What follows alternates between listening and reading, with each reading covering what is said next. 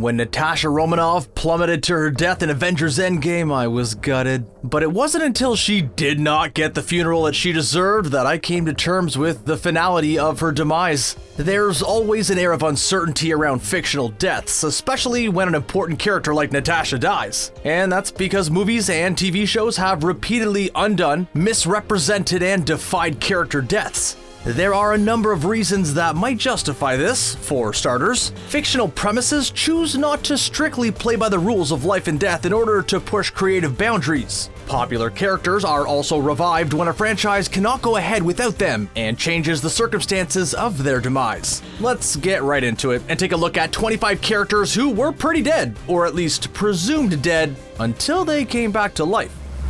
The Fast and Furious movies are all about explosive heists and extreme stunts. Car crashes in the Fast franchise are about as common as casualties in the MCU, so bringing a presumably dead character back is really not that much of a challenge. This happened with Han, who died in the third movie. He was so popular that the makers made some timeline adjustments to keep him around for a while longer. In appearing in both Fast and Furious 5 and 6, which preceded Han's imminent death, fans thought that they'd said goodbye to the character. It seemed highly unlikely that Han survived the car crash which killed him, since, he was trapped in the T-bone car which then burst into flames.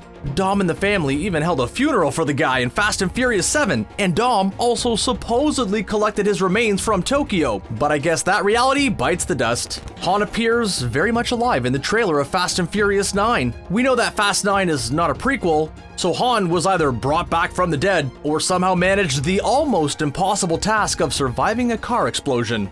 I entertain the possibility of Han's survival because the Fast saga has played with the character returns before. In a similar way to Han, Letty Ortiz came back after seemingly dying in the 2009 Fast installment. She too had a funeral, but the catch was that she never died in the first place. Letty was working to get Dom's charges cleared in Fast 4 when she was presumably killed in a car explosion. When Dom visited the explosion site, we saw Letty's death as he imagined it. It was later revealed that she actually crawled out of the car right before it exploded. What followed for Letty's character was a convenient case of amnesia and a few clashes with Dom until she eventually returned to his side. This further adds to the intrigue surrounding Han's return, seeing as the franchise will be expected to come up with a more innovative way to revive him. It was a dark day in television history when Eleven died in Stranger Things. This was supposed to be the end of Eleven's time in the show, in which she sacrificed herself trying to kill a monster from the Upside Down. But the show and Eleven both became increasingly popular. The creators saw that they could not go on without her in the next seasons, and promptly brought her back in Season 2. After the events of Season 1, which alluded to her death, Eleven actually woke up in the Upside Down dimension. She came back through a portal and remained hidden in Hopper's custody for a long time. Eleven eventually reunited with Mike and her friends and saved the day once again. This time though, she got her due reward by getting legally adopted by Hopper, attending the school dance, and sharing her first real kiss with Mike. After a sustained battle with the Balrog in the Fellowship of the Ring, Gandalf died from exhaustion and his wounds. Instead of being restored or revived though, Gandalf was reborn. It's important to note that Eru sent him back to Middle-earth so that he could fulfill his purpose of helping the people there in their battle against Sauron. So Gandalf the Grey returned as the wiser, more powerful Gandalf the White. The impact of Gandalf's rebirth famously extends beyond the Lord of the Rings universe. It deeply resonated with the 13-year-old George R.R. Martin, who would later go on to write the prolific Game of Thrones novels. Since I've spoken about George R.R. Martin, I'd be mad not to acknowledge the contribution that Game of Thrones has made to this list. That's right, here it comes. I'm talking about Jon Snow, who had easily the most expected resurrection in small screen history. Jon was stabbed to death in the 5th season's finale by a faction of the Night's Watch who resented his involvement with the Wildlings. But the Lord Commander was too important to leave the series that soon, especially with important revelations about his lineage still in the pipeline. Right on cue at the beginning of the 6th season, Melisandre brought him back to life. The Fox X-Men films are not exactly famous for their levity, but they really made me wary by killing off Professor X again and again. He died for the first time in X-Men: The Last Stand, and then somehow mysteriously showed up in Days of the Future Past, only to die again in Logan. Since the reason for his revival in Days of the Future Past was never really clarified, who knows? He might just return again for another death run. A TV character jumping off of a building and surviving seems laughable, but not if he's a detective expertly portrayed by Benedict Cumberbatch. Sherlock has been played by a talented ensemble of actors over the years, but BBC and Benedict together showed us a more edgy version of the famous detective, so when Sherlock survived a fatal fall, fans were quick to assemble theories. In Season 2, Sherlock had to jump off St. Bart's Hospital to save John, Mrs. Hudson, and Lestrade. Although Sherlock himself gave us 3 possible explanations of the Reichenbach fall, the show implied that there were no definitive answers. Superman's return in Justice League is probably the most anticipated revival in movie history. Dawn of Justice was meant to set the ball rolling for the future Justice League movies. Zack Snyder, as we all know too well, had big plans for Superman's character arc and the entire DCEU narrative, so it was almost certain that the Man of Steel's death in Dawn of Justice would only be temporary. In Dawn of Justice, Superman was weakened by kryptonite before being fatally stabbed by Doomsday's arm. The movie's ending even teased us about his return by showing the dirt lift off of his grave, which made fans wildly speculate the theories of his resurrection. Although Snyder later revealed that this cliffhanger served a more symbolic purpose for him than anything else, it did lay the groundwork for Superman's return. As expected, Superman was back in Justice League after being revived by his allies using the power of the Mother Box. If you ask me, this does quite the backflip on Bruce's original fears of Superman going rogue, especially in light of his 1% chance reasoning. But well, Lois Lane took care of that for us in the movie. Let's move on before I go down the Doomsday Batman rabbit hole. The Good Place is a spunky, lighthearted show that deals with interesting moral concepts. Based on the premise of life after death, it begins with the main characters dying and ending up in the show's version of the afterlife. Despite being in frozen yogurt paradise, the characters constantly find themselves in uncomfortable situations. This ends when Eleanor realizes that they're part of a larger notorious scheme and actually belong in the bad place. After 2 seasons full of twists and turns, Eleanor and the gang were sent back to Earth to get a second chance at life. Not just any life, but a life full of good deeds that would help them earn their way into the actual good place. Now, some might argue that the characters just had their deaths erased, but this was only possible because they were killed in the first place. Patrick Stewart recently died and came back to life in a cool new synthetic body in Star Trek Picard, but this in no way compares to Spock's iconic death and resurrection in Star Trek 2 and 3. The Vulcans live incredibly long lives, but this seemed briefly untrue for Leonard Nimoy's Spock in Star Trek 2. In the movie, Spock died from radiation poisoning in a heroic attempt to restore a broken warp drive. He saved the ship from exploding and shared a heartbreaking final moment with Kirk, but it wasn't time to say goodbye to Nimoy's incredibly popular Spock just yet. In Star Trek 3, Spock was reborn as a baby on the Genesis planet, went through some quick aging, and was promptly returned to audiences in his grown-up form. It was strange, but hey, if that's what it takes to keep Leonard Nimoy in the franchise, I am not one to complain. 2014 was a pretty good year for movies. I'm not just looking at Interstellar or Guardians of the Galaxy, but a sci-fi action delight called Edge of Tomorrow. The film's agenda was simple: live, die, repeat. It had the 2 classic ingredients of a science fiction movie: killer aliens and time loops. The only surprise in Edge of Tomorrow was that Tom Cruise had no combat skills in it whatsoever. This forced him into an endless loop of dying and waking up until he learned to defend himself against the aliens. This trope is quite played out, but it was executed really well in the movie. Needless to say, it got glowing reviews and was admired by the audiences. Killing off the boy who lived sends a dark message, so fans were rooting for Harry to survive the killing curse once again in Deathly Hallows. Right on cue, Harry returned from limbo well and alive after his brief encounter with Dumbledore. Meetings with Dumbledore are restorative, no doubt, but Harry's revival isn't that simple in theory or practice. Harry's duel with Voldemort involved the laws of magic, which Voldemort himself didn't understand. When Voldemort tried to kill him as a baby and his curse backfired, a part of Voldemort's soul latched onto Harry. Harry became a vessel for Voldemort's final Horcrux. The Horcrux perished when Voldemort tried to kill him again, giving Harry the choice of returning to life if he wanted. J.K. Rowling also clarified that Voldemort used the Elder Wand to perform the killing curse, but the wand's true allegiance was to Harry. He was therefore not hit with the full potency of the curse, but badly enough to kill the Horcrux living inside him. In essence, Harry died and came back to life.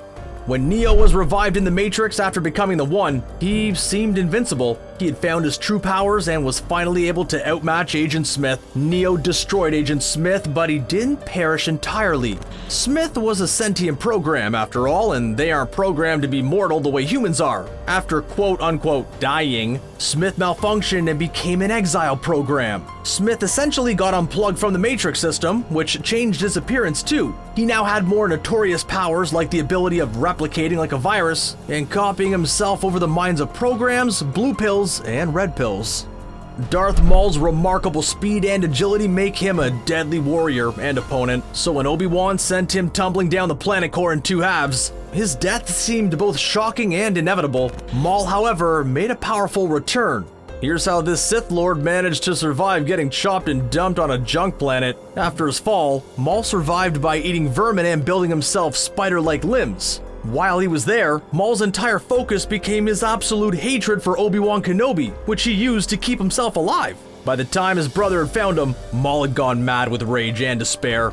He was brought back to Dathomir, where his mind and body were restored with the help of dark magic. With his brother at his side, Maul fought against Kenobi numerous times and went on an even darker trajectory of killing and destruction. Accidental resurrections are pretty much the theme of the Mummy movies, so this list would be incomplete without them. In The Mummy, Rick and Evelyn showed us that they would stop short of nothing while exploring the city of the dead, even if it meant unleashing a deadly mummy. While spending a night in Hamunaptra, Evelyn reads a page from the Book of Dead out loud. Apparently, this is enough for the excavated remains of Imhotep to come back to life and terrorize the Egyptian town. They managed to defeat him in the first movie, only to have him brought back again in The Mummy Returns by his reincarnated lover. In the supernatural universe, dying isn't a big deal. The show is a Pandora's box of fascinating paranormal beings. The Winchester brothers have dealt with zombies, engaged in time travel, fought fairies, and have both had run-ins with death. Death is so common actually that you can really just handpick your favorite supernatural resurrection story. For this particular example, I'm looking at Castiel's death. Back in season 5, Castiel banishes Lucifer's brother with holy fire in the most iconic way. An angry Lucifer then kills Castiel, but he doesn't remain dead for long. He's resurrected by God and returns with enhanced powers. And there's one death in the animated universe that everyone sees coming from a mile away. It's Kenny. South Park literally made a running gag of Kenny's death, so we had to have him on this list. Up until season 5, Kenny used to be killed in practically every episode. His deaths and resurrections seemed to happen for no particular reason other than South Park's unique brand of humor. An early insight on Kenny's constant revival hinted at his immortality. It was later revealed that Kenny's parents had associations with a death cult, which explained his capacity for regeneration. In the South Park universe, everyone was pretty much indifferent to Kenny's deaths. This wasn't the case with Brian's demise in Family Guy though, which received a huge backlash. Family Guy's decision to kill the Griffin's dog is widely cited as one of the dumbest moves in television history. After 12 long seasons with his best friend Stewie, Brian was fatally run over by a car. As if this wasn't bad enough, he was replaced by the very annoying Vinny. Stewie eventually went back in time to bring Brian back, restoring normalcy to the Family Guy fandom. It's been years since Buffy made her television debut, but she remains a pop culture icon. The Vampire Slayer is no stranger to getting killed herself. Buffy's first death was early in the series when she had a face-off with the Master. She was killed once again while trying to open a gate to hell towards the end of season 5. She was brought back to life in season 6 by Willow and the Scoobies through magic. Although the revival was successful, Buffy had to famously claw her way out of her coffin. When Jack encountered the Kraken in Dead Man's Chest, he faced a storm of phlegm and a heartless Davy Jones. Jack's barter with Davy Jones meant that Jack was obliged to join his crew or risk being dragged into Jones's locker inside the Kraken. This could have been avoided if Jack had Davy Jones's heart, but thanks to Norrington running away with it and Elizabeth deceiving him, the Kraken ate Jack. Getting consumed by the Kraken can be interpreted as death since it equates to being at the bottom of the sea. In fact, it's maybe a worse predicament than death itself. So when Jack was rescued from the world's end, many thought of it as his return from death. Michael Myers has been coming back to life in every Halloween movie. He has survived getting shot, stabbed, set on fire, and beaten to a pulp. But things seem to have changed when his sister Lori came to the scene. Her epic clash with Michael seemed to have killed him. She stole the ambulance his body was kept in anyway, and for good reason. He came back to life again. Lori beheaded him right there, thinking that she had ended it once and for all. However, it turns out that Michael had switched places with a paramedic, so he wasn't dead after all. When Phil Coulson tragically died in the Avengers, it just didn't seem right. He had to serve a larger purpose in the franchise than being a motivational death, and he did. In Agents of S.H.I.E.L.D., Phil was revealed to be alive. He was brought back from the dead using an experimental drug meant for reviving a dead Avenger. You'd think that this was his last brush with death, but Phil had a final death in the 6th season and this time returned to the series as an LMD, or life model decoy. Optimus Prime kicked the bucket in Revenge of the Fallen. This wasn't the end for him, as a Decepticon sacrifice brought him back in the film's climax. The new Prime could fly and had more damage resistance. His artillery was also spruced up greatly. This powerful new version also went on to behead Megatron in Transformers: Dark of the Moon. You know that extremely annoying thing villains do where they just keep talking instead of shooting the heroes? Well, Agent Smith is just not one of them. I'm talking about the Matrix, of course. Smith killed Neo when he entered the Matrix with Trinity to save Morpheus. While Trinity and Morpheus made it back alive, Smith ambushed Neo and pelted him with bullets. The gunshots that killed Neo in the Matrix made him flatline in the real world, until, of course, Trinity declared her love for him, making him the one and reviving him. This wasn't even Neo's first brush with death and rebirth in the Matrix trilogy. When he took the red pill in the beginning and decided to wake up, Neo almost died due to the disturbance it caused him. This set the tone for how the trilogy would go on to navigate the concepts of life, death, and consciousness within and beyond the Matrix.